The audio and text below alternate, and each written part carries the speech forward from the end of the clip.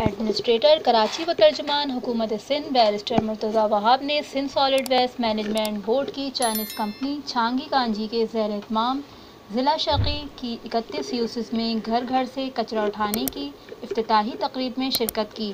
तकरीब से खिताब करते हुए मुर्तज़ा वहाब ने कहा कि सिंध सॉलिड वेस्ट शहर की सफाई के लिए अब रिवायती तरीके से कचरा उठाने के सिस्टम का खात्मा करके जदीद तर्ज और टेक्नोलॉजी को बरूए कार लाते हुए शहरियों को रिलीफ फराहम करेगा।